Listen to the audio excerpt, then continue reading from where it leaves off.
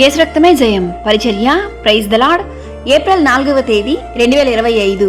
ఈరోజు దేవుని వాక్యము. మీతో కూడా ఉన్న యెహోవా దయచేయు రక్షణను మీరు చూచెదరు.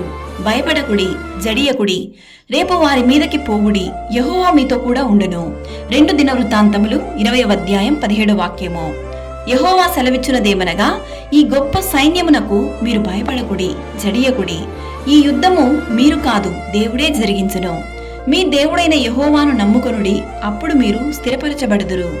యుద్ధమునకు గుర్రములను ఆయత్తపరచుట కద్దుగాని రక్షణ యెహోవా ఆధీనము. మీ దేవుడైన యెహోవా కరుణా కటాక్షములు గలవాడు గనుక మీరు ఆయన వైపు తిరిగిన ఎడల ఆయన మీ యందు ప్రసన్నుడగును. నీవు నీ శత్రువులతో యుద్ధమునకు పోయి గుర్రములను రథములను మీకంటే విస్తారమైన జనమును చూచినప్పుడు వారికి భయపడవద్దు. ఐగుప్తులో నుండి నిన్ను రప్పించిన నీ దేవుడైన యెహోవా నీకు తోడై ఉన్నాడు.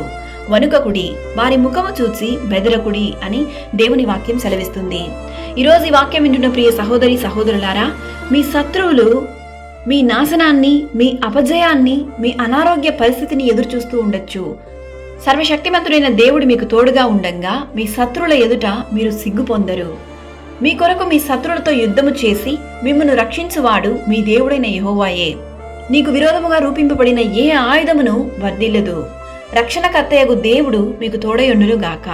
ఆమేన్. God bless you.